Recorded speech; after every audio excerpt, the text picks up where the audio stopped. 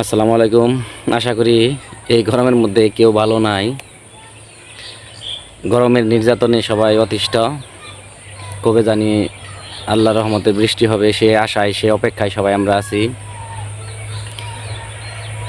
সবাই এখন ছোট বড় বৃদ্ধ বাচ্চারা সবাই গরমে অতিষ্ঠ।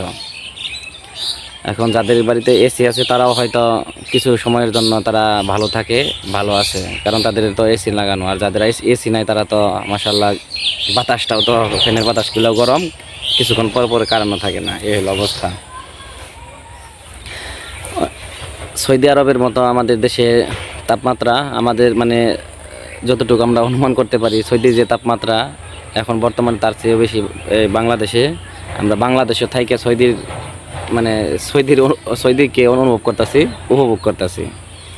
আর সৌদিরা বা দুবাই, হ্যাঁ, অন্যান্য রাষ্ট্র যেখানে এখন ঝড় বৃষ্টি বন্যা হইতেছে, তারা আবার বাংলাদেশকে নিয়ে মানে অনুভব করতেছে যে এটা বাংলাদেশ। আর আমরা অনুভব করতেছি সেটা হলো কি এই সৌদি আরব বা মরুভূমি কান্ট্রি যেগুলা, যেখানে কোনো বৃষ্টিপাত হয় না, সেখানে যে অবস্থায় থাকে মানুষ, আমরাও ঠিক একই অবস্থায় আছি। সারা বিশ্বে জলবায়ু পরিবর্তনের প্রভাব, কোথাও অনাবৃষ্টি, অতিবৃষ্টি, খরা, বিভিন্ন দুর্যোগে মানব জাতি অতৃষ্ট। তবে বাংলাদেশে এরকম তাপমাত্রা সম্ভবত 60 সালে আর 71 নাকি 72 জানি সর্বোচ্চ তাপমাত্রা ছিল 45 ডিগ্রি বা 45 দশমিক কত ডিগ্রি জানি, 1 ডিগ্রি না 2 ডিগ্রি এরকম। তো এখন সেই রেকর্ড ভাঙবে কিনা সেটা সময়ের অপেক্ষা মাত্র। কিন্তু আমরা কি ভাবছি যে এখন বর্তমানে যে এত তাপমাত্রার কারণ কি, আমরা একজনের পিছনে আরেকজন লাগিয়ে থাকি।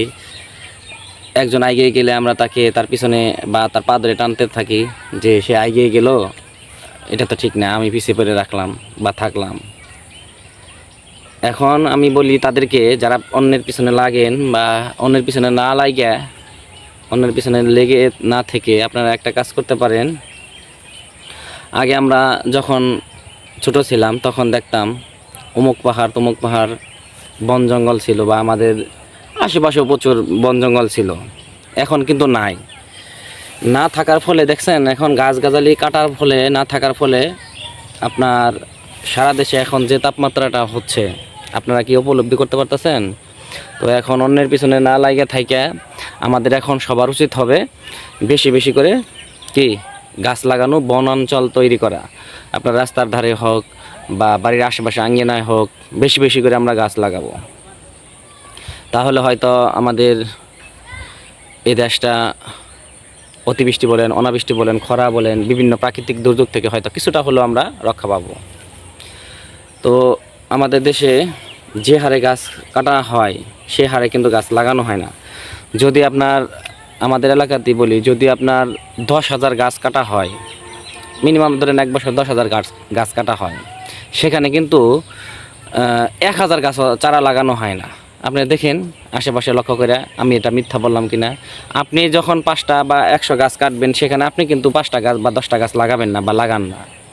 তো এইভাবে প্রত্যেক মানুষই যদি এইভাবে গাছ কাটে, সুদূর ভবিষ্যতে কিন্তু আরও ভয়াবহ। এখন আপনারা যে তাপমাত্রা দেখতেছেন সেই তাপমাত্রা কিন্তু থাকবে না। বর্তমানে আপনার আরেকটা সমস্যা হচ্ছে যে এই অতিরিক্ত তাপমাত্রার কারণে পানির লেয়ারও কিন্তু আস্তে আস্তে নিচে চলে গেছে। বিভিন্ন জায়গায় আপনার পানি সংকট, পানি উঠতেছে না, ডিপে পানি উঠতেছে না। এই শস্য মানে এখন যে বর্তমানে যে ধান আবাদ হচ্ছে সেখানে পানি দিতে পারতেছে না। আমাদেরই তো টিউবওয়েলের এখন আগে যে পরিমাণ পানি উঠতো বা ওঠে, এখন সেই পরিমাণ পানি ওঠানো যায় না এবং ওঠানো অনেক কষ্ট হয়। তো এরকম বিভিন্ন অঞ্চলে পানিরও কিন্তু এখন অনেক ক্রাইসিস চলতেছে। তো আপনারা পানির অপচয় কমাই করবেন।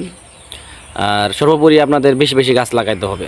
যদি আপনারা একটা সুন্দর দেশ চান, বসবাসের উপযোগী হিসেবে চান, তাহলে আমাদের প্রতিনিয়ত গাছ লাগাইতে হবে, প্রত্যেকেরই গাছ লাগাইতে হবে। গাছের কোনো বিকল্প নাই। আপনি গাছ লাগান, দেখবেন চারদিকে ঠান্ডা থাকবে, বৃষ্টিপাত হবে, ছায়া থাকবে, বাতাস থাকবে। আর গাছ গাছপালা কেটে ফেলে বিভিন্ন মিল ফ্যাক্টরি করতেছে, বিভিন্ন আপনার ঘর বাড়ি তৈরি করতেছে। তৈরি করুক, এখন মানুষের প্রয়োজন পড়ে ঘর বাড়ি ওঠানোর জন্য, মানুষ জনসংখ্যা বাড়তেছে, ঠিক আছে। পাশাপাশি আপনাদের কি গাছ লাগাইতে হবে, বেশি বেশি বৃক্ষরোপণ করতে হবে। অন্যের পিছনে না লেগে থেকে, অন্যের পিছনে লাগা থেকে গাছ লাগান, অন্যের পিছনে লাগা থেকে গাছ লাগান। একটা কথায়, অন্যের পিছনে লাগা থেকে গাছ লাগান। তাহলে আপনি ভালো থাকবেন, আপনার আশেপাশে ভালো থাকবে, আপনার গ্রাম ভালো থাকবে, আপনার সমাজ ভালো থাকবে, আপনার রাষ্ট্র ভালো থাকবে। প্রত্যেকেরই এখন কি করতে হবে, বেশি বেশি গাছ লাগাতে হবে। কারণ এখন আপনারা যে তাপমাত্রায় আপনারা হাইতে শুরু করে দিয়েছেন, অনেকেই মারা যাচ্ছে, অনেকে অনেক অসুখে ভুগতেছে। তো এর চেয়ে আমরা কি করব, সুন্দরভাবে পরবর্তী প্রজন্মকে ভালোভাবে রাখার জন্য, সুন্দরভাবে রাখার জন্য আমাদেরকে নিজ দায়িত্ব থেকে প্রত্যেকেরই বেশি বেশি গাছ লাগাতে হবে। এটা হলো কথা। গাছ লাগানোর কোনো বিকল্প নাই। তো যাই হোক, আপনারা ভালো থাকবেন, সুস্থ থাকবেন। এই গরমে বেশি বেশি পানি পান করেন, রোদ্রে প্রয়োজন ছাড়া, বিশেষ প্রয়োজন ছাড়া বের হবেন না। নিজে ভালো থাকেন, নিজে সচেতন হন, অপরকে সচেতন করেন। বেশি বেশি করে পানি খাবেন, খাবার স্যালাইন বানিয়ে খাবেন বা স্যালাইন খাবেন। এই হলো কথা। নিজে সুস্থ থাকুন, পরিবারকে সুস্থ রাখুন। ধন্যবাদ সবাইকে।